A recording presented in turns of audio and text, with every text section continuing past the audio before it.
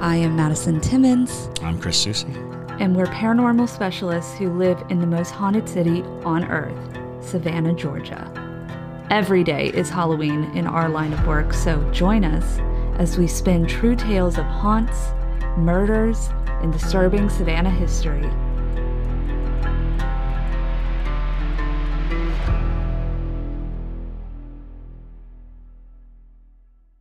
I'm Madison. I'm Chris. And welcome to the most haunted city on earth. Hello! Woo! We got some ghosts! Woo! We found ghosts! Like we found gold or whatever. Yeah! There's ghosts in them hills! I found the ghosts in them hollers! Let's go to the ghosts! Dig them up! This is not why they're listening, or maybe it's exactly why they're listening. I don't know. There be ghosts in them hills. Come on. You're not going to actually keep that, are you? Oh, we're keeping it. Okay. Oh no, it's done. You guys exposed. They exposed themselves. Well, the way that I started it, JT was like, "Be more excited," and I'm like, I was excited. They're excited. It was a little lackluster, but anyway, it was not prospector excited. It was not prospector old-timey minor 49er excited. Let me tell you something about them ghosts. All right. Let's talk about Washington, Georgia, everybody. Washington, Georgia. Yes. Yes, we went there, and Yes. Washington, Georgia, founded in 1780, the first city in the United States named after George Washington.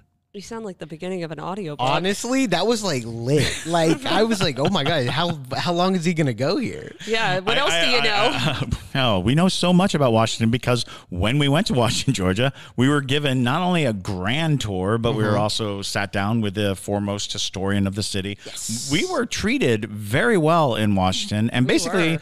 Washington recognized that what they had was a remote but very active haunted establishment and haunted city altogether that they really haven't capitalized on, that they haven't used to its greatest extent. And they invited us to come out and try to uncover some of the hauntings there. And it was an immense visit. Yes. We did. We arrived there on a Sunday, and literally one of the first things that happened was JT set up and took a drone shot of the hotel, which brought us an image that immediately made us take double takes and look at and go over and over again. And being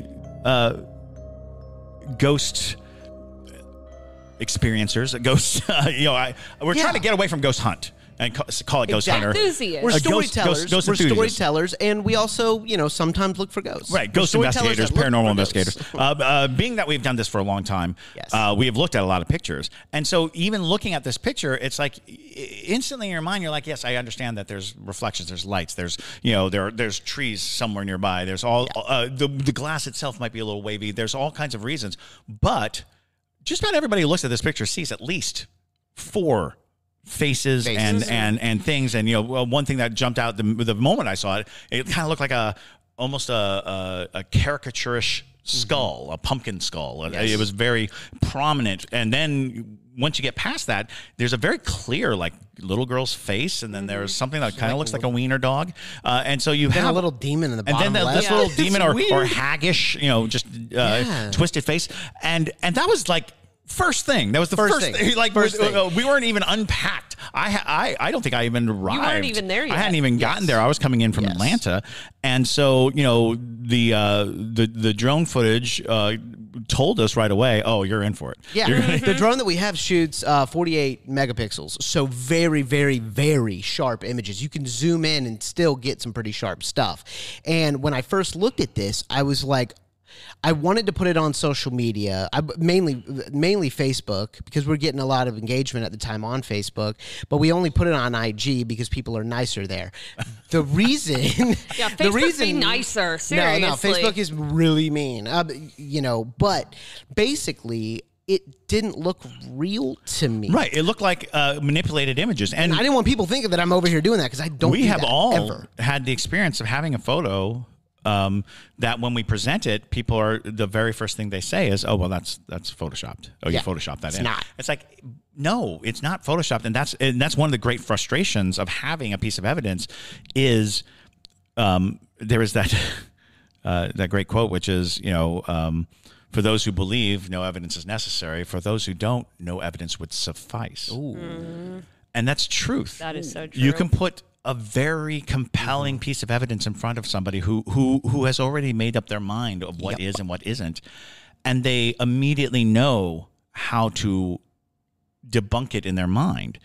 And so it makes you hesitant. You have this thing and you're like, oh, they're just going to tear this apart. Yeah. I was like, I'm not putting this on Facebook.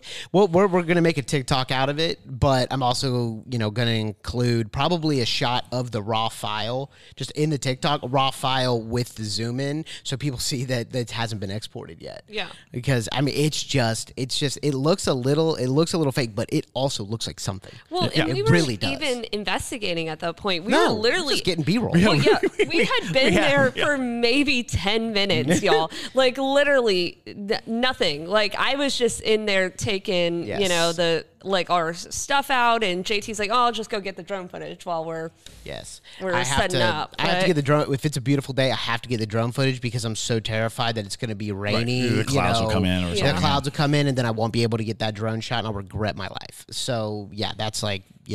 But it was just so bizarre. And my mom too, I sent her the photo and she immediately goes, "There's a little girl in that," without even because at first I was like, "Oh, look how pretty the hotel is." And she was like, "What is that in the window?" And I'm like, "See, it's like, it's not just us being like crazy and being like, oh, there's a ghost in there." Right. And the way it looks, though, it does not look like you're looking at something like behind the window looking through. It is definitely like an image being projected to you. Like, do you see this? It's not. So it's fascinating, and that's right off the bat. That's right arrival. That's literally before I get there. That footage was taken, and I come rolling up, and they're like, "Oh, wait until you see your room. Wait until you see my room.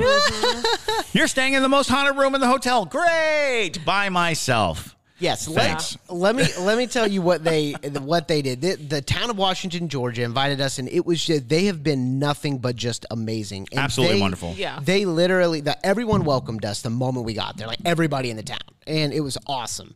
And then they were like, "You have the whole hotel to yourself for 2 nights." Yeah, and we were like, "What?" I mean, this is a massive hotel, and we get the most haunted rooms to stay in, room 100, and we have access to room 201 and then 307, which is Chris's. That's the most haunted room, the most celebrated room. So like if you're looking at ghost tourism, try to get room 307. Yes. It is like the moment we walk in, creepy. you just feel like, oh yeah, this room is wrong. Yes. There's something going on here. To start off, the moment you open the door, you're looking at a very antique mirror vanity. I'm not even sure it's necessarily a vanity because of the shape of it. It might be like just a big hall mirror or something. Right. It is clouded and speckled, and you immediately I see faces in it, and it just feels bad. But it's also facing another creepy little mirror. It's directly opposite a creepy mirror. I'm like, great, a creepy mirror vortex. How lovely. But wait, there's more. There's a mirror facing my bed that kind of creates an intersection of the mirror. Triangle. It is a triangle of mirrors. Nobody needs that. Yeah, nobody wants that. I posted that photo on Patreon, and the Parajunkies went off. They're like, what? No! Chris has to sleep next to it. They were worried for his personal safety. And everything. And most people know that I have mirror anxiety. I have a definitive fear of mirrors. So it was lovely. Thank you so much. That was great. Well, and it's funny too, because we sat down with the director of operations, Brittany, and I was like, "Girl, what is going on with the interior design? She's like, oh yeah, that's the only one we didn't touch. Like, we didn't change it. Oh, we didn't change it. I'm like, well, maybe you should, because it is just wrong. Just scooch one of the mirrors just a little away, or take it to a different room. Take it to a different room. Like, nobody needs that. And the smaller the mirrors, I kept having to adjust because it's old and it moves like this. But when it moves, it goes. You're like, why? Why make that noise? Out of all the noises. You're like, stop it. No. I don't like it. It was very upsetting. And so. And then your light bulbs. We're just setting up. We're just kind of like unpacking. And I had invested in the Ghost Tube lens, which is basically just one of those phone caddies for your VR. And they created a new app, Ghost Tube Seer, which basically it just creates AI utilizing the same kind of principle of plucking words out of a word bank because of electromagnetic sensors. But what was interesting was I put it in just to figure it out, because it's not the quickest thing to figure out, but I figured it out. The first thing I do, I put it on and an image comes up. I'm standing in the room and the image is of two women fighting. And there's another figure in the room, but predominantly it's like professional wrestling, like head grab is what it looks like. The story of the room that I'm in is that a woman threw another woman out the window after catching her with her husband. And I was like, oh, how very prescient to have this image show up right here while I'm standing. Again, I hadn't unpacked. I was just like putting the stuff out, and I was like, I should learn how to use this thing. And that was it. That was the first image that came through. Maybe we'll insert it here. Yeah. So yeah, right off the bat, we were getting really interesting and strange and peculiar things. And all this was like gearing up. We're not even hunting yet, but we're having like these little feelings of, oh, this is going to be something. Yeah. And then we were gearing up for an interview with the town historian, Skeet Willingham, Robert M. Willingham, as I would learn, who wrote the book on Washington, Georgia, which I read in like 2008 or 2009. So it was very weird because even JT joked, like maybe he had written the book, because I was talking about that. What I know of Washington, Georgia, I read in a book. And he was like, well, maybe Skeet wrote it. And I was like, no, it was some guy, Robert something. Yeah. And it turned out to be, that was him. Old Skeet.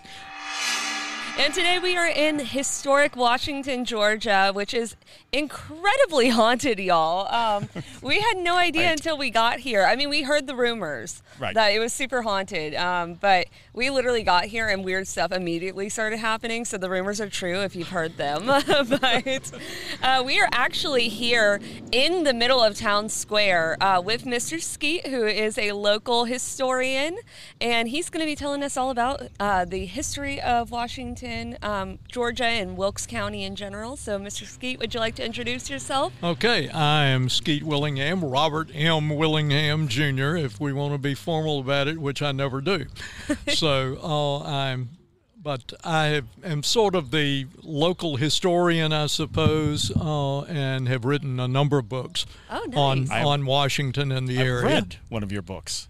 I didn't realize you were Robert. You are. I'm quite impressed that anyone has read one of those. It was the Images of America. Yeah, the Arcadia Press book, right? Which is still in print, folks. Oh yeah, go out and get it. Most of the others are out of print now, so that's amazing. Yeah, but that one is still available. So, but yeah, I grew up here, have enjoyed living here most of my life. And my grandparents, their grandparents, and their grandparents all were from here. And this is honestly a sort of a special year for Wilkes County for this area, because it was exactly 250 years ago that this area was first settled, not just by those of European descent, but by anybody. Because even the Native Americans used this as a hunting ground, but there were no permanent settlements here. So it was 1773, in the fall of that year, that these lands were opened up by the British government, who obviously were then in charge of the colony of Georgia. And it was done basically to pay off the debts that the Native Americans had accrued to English traders who were delivering all sorts of things, beads and books and candles and anything else to these Native Americans who were the Creek and Cherokee were in here. Absolutely. But And there's also some really interesting big points in history. We're actually sitting right by one of them. The beautiful courthouse that's behind us, which I'm sure we'll cut in a nice photo of. But this actually was the place where the first woman was convicted to death, right? Polly Barclay. Polly Barclay. Polly Barclay was Yes. hanged. My most recent book was on Polly's hanging, as a matter of fact. Well, there you go. Perfect. So, yeah. Okay, everybody. And like too many of them, it's out of print too, but we can put it back in print. We'll get interest. If there's Hear that, a everybody? huge Ask about it. onslaught of folks who are interested. But yes, Polly Barclay arranged for the murder of her husband in 1806. And she was actually held in a makeshift jail that was the building that's on the corner right over there. Oh. And she was in the basement. This building with Simpson on the it? little green building, the building that's Oh. green there. I see. And the basement is the original basement there. The Oh. upper floors were built about 1840. That is But the horrifying. basement is the original basement Wow. in there, from what we gather. But Polly was hanged about a little less than a mile to the west of us, where we are now. And supposedly she was hanged, and it's never been certain. We don't know where she was buried.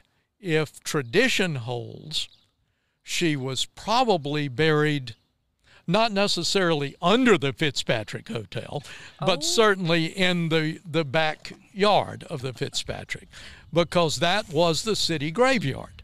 Perfect. We're actually staying in a room with a great view of that. So Well, good. to know. Okay, that's excellent. Then you can, if there's a little shape shifting at night, you can you can figure maybe what's going on over there a little bit. But that was the graveyard in the mid 1850s. The graveyard was moved to Rest Haven Cemetery, which is on the west side of town, and is still the city cemetery. But now whether if it was normal, a lot of those graves were left intact. Mm-hmm. You know, they might have, if there were stones, and they did move some of the stones, and we know where those are located at Rest Haven. But there was a paupers section. There was a section for enslaved that was also in that back side of the hotel as you head over to Washington Tavern, now the restaurant that's over there now. And the old jail, which has been restored, is in the process of being lovingly tended to, and will be condos, I think. Oh, And there you go. And it's an 1880s, 90s building, but it's, again, on the location of probably the second jail, and probably would have been the jail that was existing here when Polly was hanged. Right. But that was an all-male institution, and they didn't really have a place to put Polly because that hadn't happened much before. So Polly basically arranged for the death of her husband. Yes. What happened to the person who perpetrated the actual crime? Was he also captured? He was captured in a fashion. They allowed him to escape, But he received in that day in 1806 he received a fate probably worse than hanging. He was banished to Kentucky. Oh no. I'm so sorry to our Kentucky listeners. Yeah. I'm sorry about that as well. But well, no, it's very interesting because that's the intrigue of it too is the severity of the punishment for conspiring versus the actual action of doing the deed. So, we had a lot of conflict of spirits in that room in particular. Mm-hmm. We did an Estes method, which we find to be one of the more effective ways to truly get good evidence, if you will. Yeah, it's kind of our brand. Yeah. Well, so here's the thing is like, if you just sit there with the spirit box, it's so easy to just look for what you want to hear. Mm-hmm. Try to find answers in the sounds. Exactly. Right. And so with the Estes method, it really eliminates those variables and it makes it easier to get more concise evidence and get your questions answered if they're willing to talk. Mm-hmm. And so willing was not the problem this time. Yes. Too many were willing to talk, which was a lot. I mean, we were getting direct answers like immediately in room 307. That was honestly in most of the rooms we were getting immediate. No, but I'm just talking about this first one. Yeah. It just like we were starting out and it was like jarring. We were like, whoa. Yeah. Whoa. We could hardly keep up with it. Yeah. Tons of activity day one. Well, so the problem was with Chris's room, and I think a lot of it has to do with the three mirrors. Truly, I think absolutely. It is. Yeah, no question. Lots of activity and lots of things to come through, but there was just too many spirits kicking each other off the feed, and so it was hard for me at times to distinguish who was talking. Because they would talk over each other, which you don't often hear a lot through spirit boxes. Usually, sometimes they'll be kind of low, like with what they're saying. And so you're just like, wait, hold on. You got to repeat that again because I didn't understand what you said. But this time it was like multiple words would be mashed together. And I'd be like, okay, everybody's got to talk one at a time because I can't decipher what you're saying.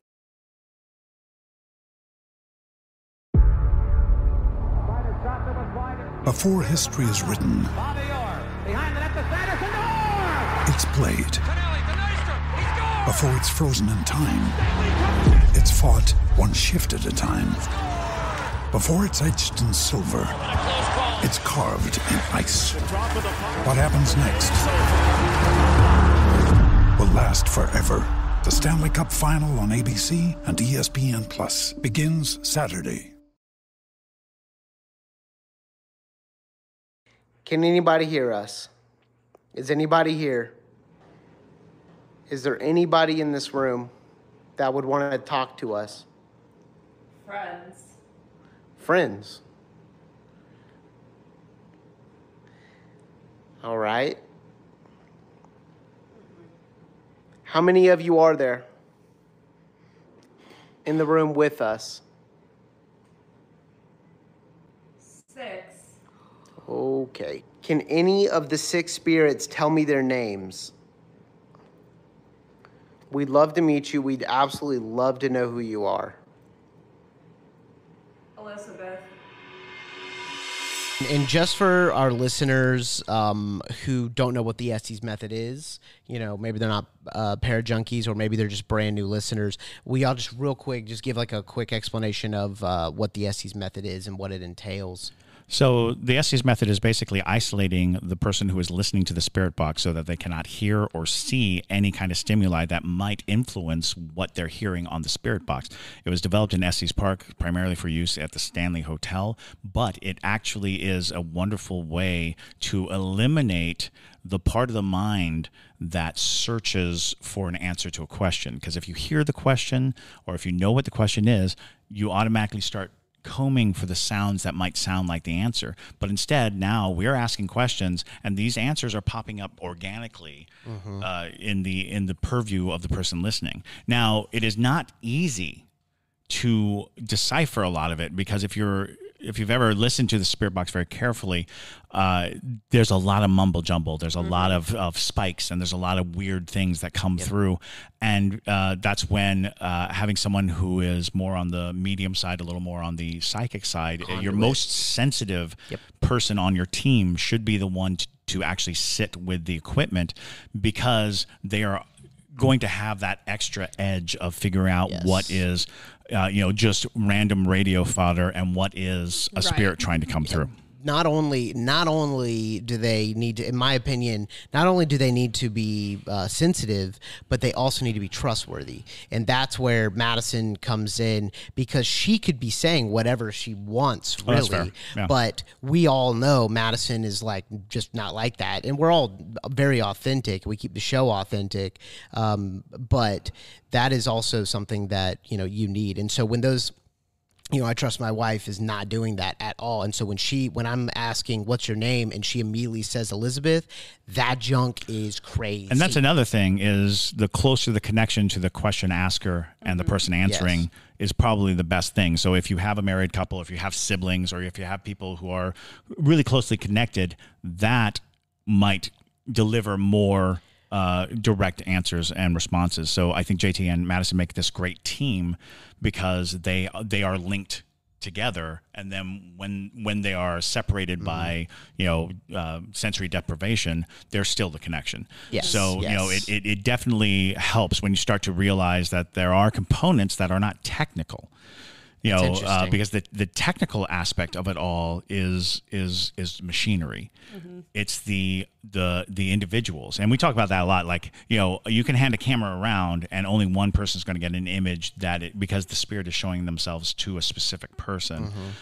It is not the equipment itself, but the people who are able to interpret it. And when you expand on that, it becomes people who are connected to the people who are doing it. So if you're going to attempt, like the Estes method or any kind of ghost hunting, kind of learn roles within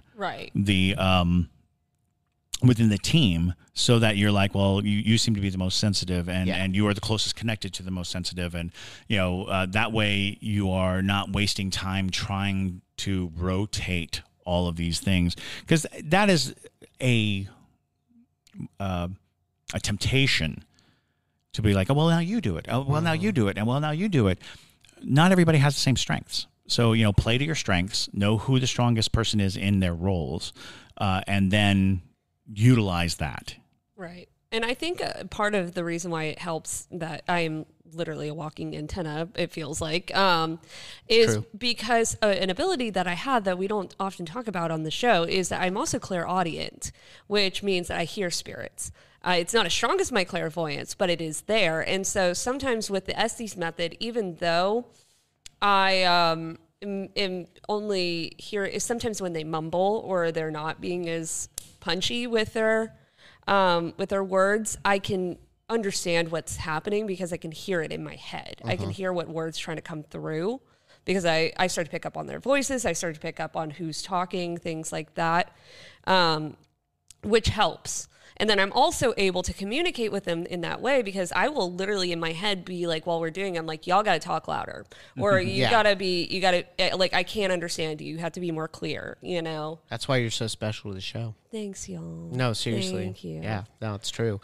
You're so good at that. And I think there's also a level of, and correct me if I'm wrong, but the spirits, they sense that we're starting to realize this place is haunted and they are there, and therefore there is that level of, okay, let's communicate more. So I personally don't go into a place immediately assuming it's not haunted. I go into it assuming it is, and then if the evidence isn't there, then The luck is... spirits want to be seen, but they don't want to waste their energy. They don't want to waste an energy on somebody who's trying to figure it out. They want to show themselves to people who will accept it. Yeah. Because every time they do anything to reach out, they're expending energy. So let's say they go to a guy who is, on the fence. He says, this could be haunted, this couldn't be haunted, I don't know. The ghost comes and says, I'll rattle this door. And then the guy's like, well, that could be the wind. Immediately, they've lost the energy that they used to rattle that door. Yeah. It's gone. Yeah. And they're not getting it back from the guy. The guy's not feeding them. He's not going, oh, I hear you. They're suddenly dwindling. And many hauntings probably diminish because they're trying their best to get it noticed, and people are quickly dismissing it and quickly coming up with the answers. It's like the idea of going in full debunk is dangerous in an investigation because you're just diminishing a spirit. And then when you leave, that spirit's going to gain energy and gain energy and gain energy and still go back to whatever behavior it was doing. And that's especially dangerous with like when people are in peril. Sure. Because a lot of people are having a hard time, and then an investigator can go in and say, oh, well, this is a loose bolt here, and when the wind blows, this happens. And they go through and they reassure the person. And yeah, you know what? The spirit tried to make contact and then was shut down. Sure. And then the investigator leaves, the spirit's still there. And the spirit's like, I'm just going to have to try harder. I'll conserve my energy. And so you hear this all the time. Like exorcisms are a great example when people come to bless the house or cleanse the house. They're basically dampening the spirit, but the spirit doesn't go away. It's just like going, oh, okay. And then when it comes back, it's worse. Because it's thinking that I need to get the attention more. I need to do something more so that they're not, afraid of me or that they're not. Right. So if you want to see that that live stream of our first night there in room 307, that is on Patreon. You can become a Parajunkie, or if you are a Parajunkie and missed it, all of that is saved on YouTube. So you just scroll down the feed, you can click right on it. So after that night, how was your night, Chris? Because I know I did not sleep that night. It starts with we are as far apart from each other as possible. Literally. In the hotel. We are. They're in the first floor at the far end, and I'm on the third floor at the far end. We are as far as humanly possible. Yes. So we have just kicked the hornet's nest of ghosts in my room. We're just like, hey, bam, wake up. Let's hear what you have to say. Okay, good night. And then... So my room is just buzzing. It's just buzzing. It's buzzing. I asked how many spirits are in the room. Madison goes 6. Yeah. And I'm we were doing the Estes method, and all the Parajunkies went off. They were dying. And they're like, Chris is sleeping there. I was like, yeah, sleep is a quote unquote, sleep. No, it was so intensely agitating to be in the room. So the very first thing that happens to me after I leave them in their room, I come walking back to my room. Did we stop at the ballroom on the way back to your room? Yes. I think we did. So, I think we did. So we did take a little detour into the ballroom. There's a lot of stories of seeing a woman in the ballroom.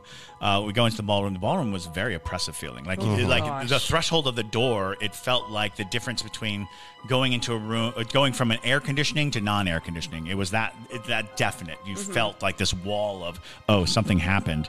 Something's very, like the air is still there. It was also like walking into a pressure chamber. Yes. It was barometric pressure just changed drastically.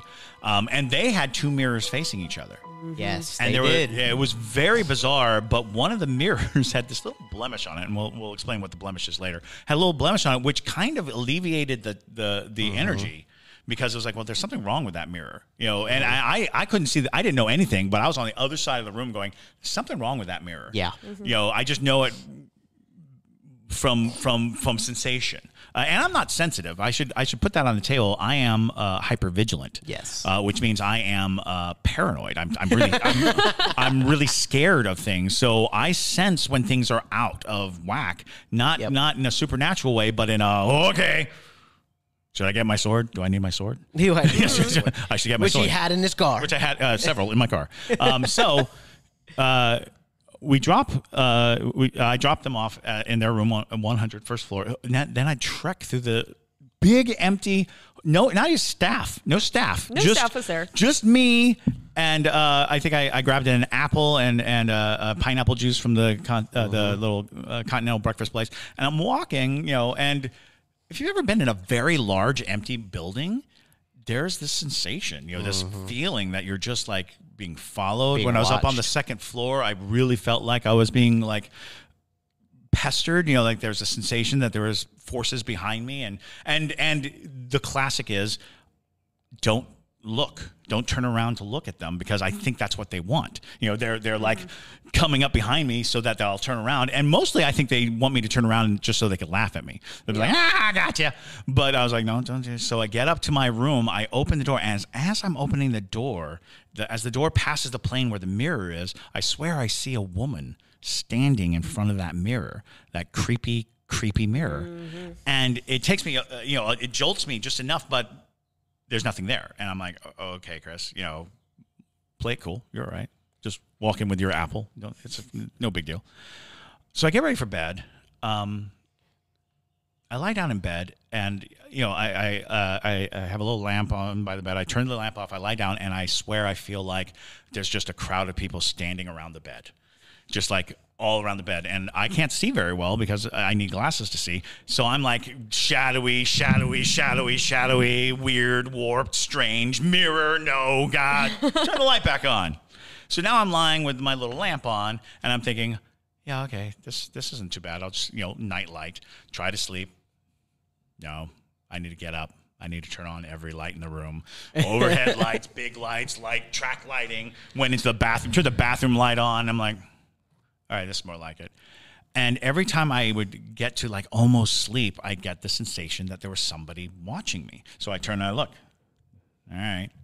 So I turn over on my side. The moment I was on my side, it definitely felt like there was something right behind me. I'm like, no, sleep on your back. Nope, turn on your side. Nope, there's something right behind me. That was all night long. I did not fall asleep until the sun started coming up and started like coloring the sky. When you need mealtime inspiration, it's worth shopping Kroger, where you'll find over 30,000 mouth-watering choices that excite your inner foodie. And no matter what tasty choice you make, you'll enjoy our everyday low prices, plus extra ways to save, like digital coupons worth over $600 each week. You can also save up to $1 off per gallon at the pump with fuel points. More savings and more inspiring flavors make shopping Kroger worth it every time. Kroger, fresh for everyone. Fuel restrictions apply. And finally, I was like, well, I can sleep. You know, now I can sleep. Now I can sleep. I'll just go to sleep. Because even if they're running around, they have to be exhausted too. Yeah. Because all night they're like, ha, ha, ha, ha. And so I was like, you got to be tired. Go to sleep. And then you close your eyes, and I rang. And I was like, then I got a text saying, it's time. It's time to go. And I'm podcast. Like, I'm podcasting. Blum, blum, blum, blum, blum. So, yes, we hunted down some coffee. Mm-hmm. Yes. we did. Now, real fast, we heard something that night, just backtracking just a little bit. So JT, myself, and Debria, we were all sharing a room in room 100. And after Chris had left, it had probably been like 20 minutes or so after he had gone. And we were all kind of winding down, like we were all just laying in our beds, and we suddenly heard the loudest it shook the chandelier. Yeah, literally. And we were like, oh my God, what was that? And JT was going up to go to the bathroom, and he goes, text Chris right now, and if he doesn't respond in 3 seconds, I'm going out there. Because we were worried that Chris had gone wandering around the hotel. As he does, to go look for more ghosts. And so we were worried that he had fallen down the steps, because the steps were not particularly easy steps. They're old. We would learn that they were fatal steps. Yeah, they were fatal steps. And so we were really concerned that he had fallen down them. And obviously there's no staff in the hotel, so it wasn't like somebody out there, you know. Also, remember that there was this loud sound in the middle of the night, because we will come back to that. Yes. And so we text Chris, and he's like, nope, I'm in my room. And so we're just like, well, that's weird. Super weird. And so we're all just like, okay, that was just, I guess, a really weird noise at the hotel. So we all slept like rocks, except for Chris. Yeah. Except for Chris. There was no rocks in my room. And JT was joking because we were all so tired at that point that we were like, okay, you know, and he was joking that like the ghosts were hovering above our beds being like, woogity boogity. And we're just... we're just like, they're like trying to scare us. And they're like, hey, let's go up to the other guy's room. Yeah, let's go up to the other guy's room. He's wide awake. So we sat down that morning with Brittany, who is the general manager. No, she is the director of operations. Like all of the for the Fitzpatrick Group, which is a series of businesses and a series of things, in Washington, Georgia. So she oversees everything. And so we started talking to her about like all the hauntings and stuff, and she confirmed some different things, including the fact when we had brought up that there were rumors that children had died in the hotel, she was telling us about the little girls. And mind you, one of the little girls died because she fell down the stairs. Not just any stairs, the stairs directly in front of my room. Yes. Yep. And so when she told us that, we all three were just like, and so that confirmed for us that more than likely was like some type of residual energy that we were hearing, because it sounded like somebody had just fallen down the steps above us, on the floor above us, which would make sense in the way of those steps only led to the second floor, and then you had to go down a different set of steps. So it would have made sense why it sounded like it was coming up from the upper floor. So that was creepy. And then also, we figured out what was wrong with the mirror. Because we had known at that point that the hotel had been derelict for about 50 years. This is the mirror in the ballroom. Yep. Yes. We were filming in the ballroom. And because we were talking about how there was all these mirrors and stuff in the hotel, and we're like, especially these two mirrors facing each other. And she goes, well, you see, if you look at that mirror, there's a hole in it. Yeah, y'all want to see the bullet hole? Let's go see the bullet hole. Let's take a look at it. It's we determined that it's a .22 caliber. Yes. Apparently, they used to hire kids to come in here with guns to kill any rodents and pigeons that have roosted in here when this building was derelict. And so there's a .22 bullet hole right there. Yeah, it's wild. And that was because at one point when the hotel was derelict, a tree had grown up through the hotel into the ballroom, and pigeons started roosting in the ballroom. So they would let children into the hotel, and they could pay 10 cents a bird, and they would let children shoot the pigeons. And so that was a bullet hole in the... It's a bullet hole that might have gone through a pigeon. For all we know. Right. And so we were like, oh, okay, that makes sense as to why there is a hole in the mirror. Because JT was like, it kind of looks like a BB like gun hole or something. And so it was a .22. Yeah. And so we were like, okay, that makes sense why it's kind of alleviated the vortex nature, because it has been shot with a gun. So don't break your mirrors, but I guess if you have a vortex, shoot it with a .22. I guess that's a method now. But it'll at least disrupt transmission. Right. Apparently it works. But yes, so that was new confirmation as well. And so we just had so many people coming in and out through the ballroom and stuff like that. We were interviewing, and you'll see all of these, of course. Yes, and it was a wonderful day of interviews, and we heard about so many things. There was apparently a very active ghost in and around the kitchen that throws bread and spins pot lids. She had that video. And they think it's a child, like a little boy, right? Yeah, a boy. They're saying like 12 years old, which we don't have any direct stories about. But again, we're sitting on a former cemetery lot. We're also just a very fancy hotel where any number of people could have dropped off their ghosts. Yeah. So there's a lot of reasons why you might see a ghost that you can't trace to an event in the hotel. And that becomes, the stories that kind of stand out is, she literally walked through, and this was kind of weird. She walked through the room to the kitchen, and she saw a boy standing in the corner. When we went into the room where she saw the boy, there was a chair facing the corner. It was Blair Witch feeling. It was like, why is there a chair just Blair Witch feeling? Because it's like you would think that it was a punishment chair, but the only child around is an 18-week-old baby. So they're not putting the baby in the chair in the corner. So it was very odd because it's a very big room. Hi, I'm Mandy. I'm everybody's mama here. I run the hotel on Mondays, and the rest of the week I'm the day chef. That's perfect. Which gives you free access to a large haunted hotel. Yes, exactly. Yes. So I know you were saying to JT and Debria that you had an interesting experience with one of the children ghosts as well. Yes. When I first started here, I guess I'd been here a week or two, and all the rooms are like connected because, you know, in the beginning, this was all one giant, house hotel thing. So when you go down to the kitchen, all the rooms connect. And when we go through what we call the game room, which is now the baby's room, when we go through the game room, we can cut into the kitchen through the swinging door. And so I'm just going through, hurrying, doing my daily running. And I ran through, and in the corner of my eye, I thought I saw something at the back corner of the game room. And so I kind of looked again, because there's always stuff piled in there. And I looked again, and it was a boy, and he was very clear. I was probably the only one in the hotel that day. He was very clear. He had brown hair. He was probably about 5 foot or so. I'd say, I would have guessed like a 12-year-old little boy was standing there. He had kind of brown hair. He had a orangish plaid shirt on. And it didn't hit me until I was halfway through the swinging door, like, I just really saw somebody. So I went back and I looked, and it was nobody. And so I was like, okay, well, that's weird. Maybe I'm crazy. And I went about my business. And then a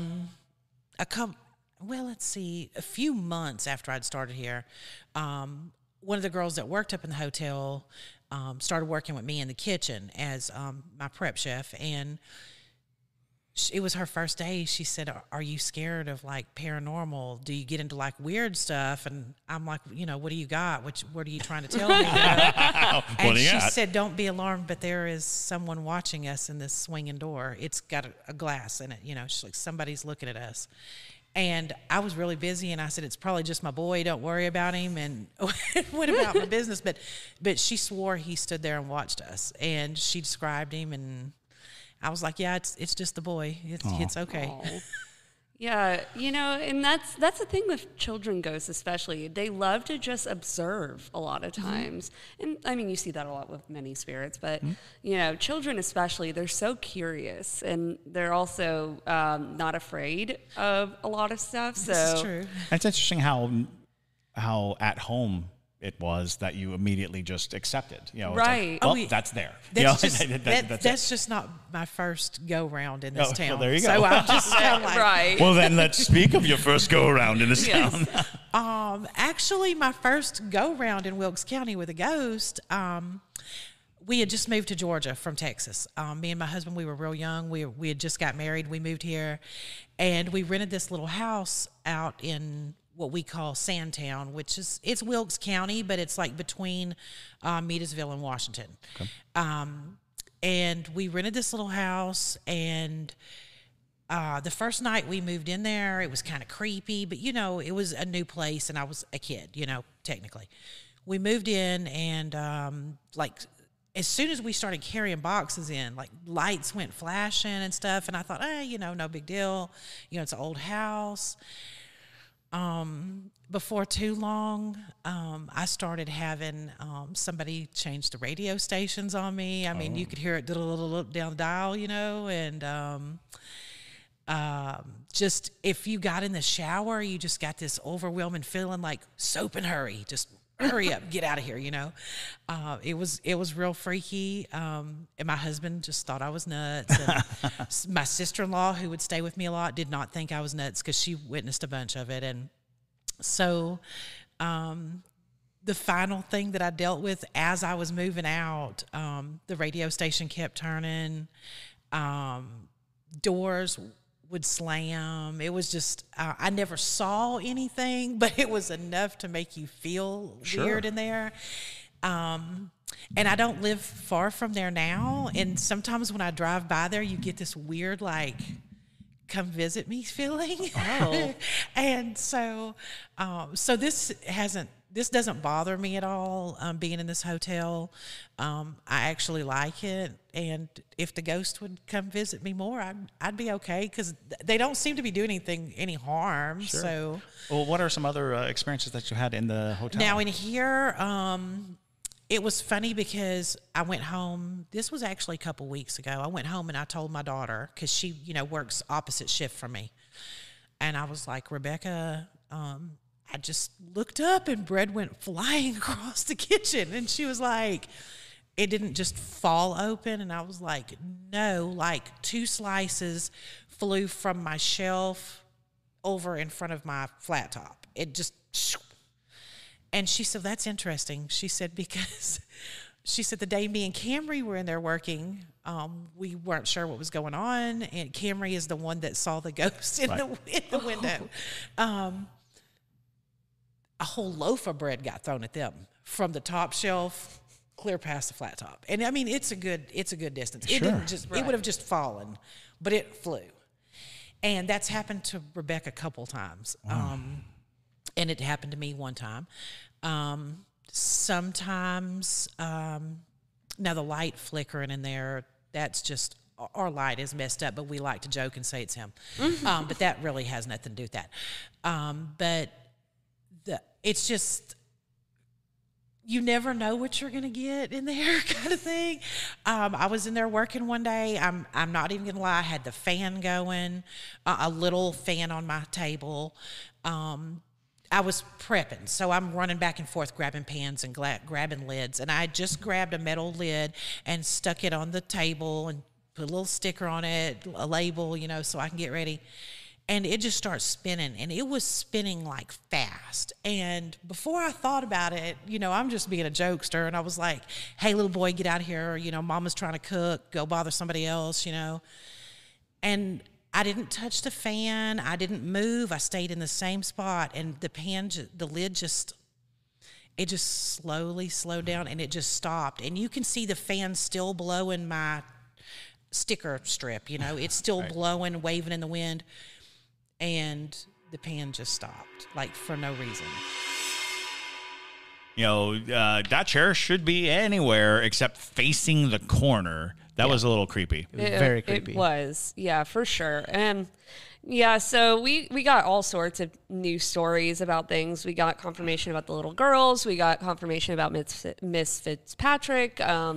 The little boy who we did not encounter, but next time I'm sure. Next time we're going to hunt specifically for him because he moves things. He does. That is one of those things is when you have like 3 or 4 people with the same kinds of stories of the same kinds of things. Because even Brittany told us that she's seen things fly, off of tabletops and things like that. And it's like, so there's a spirit with enough force and energy to move physical objects. That's a potent and powerful spirit. So I'm intrigued to go back for just for that.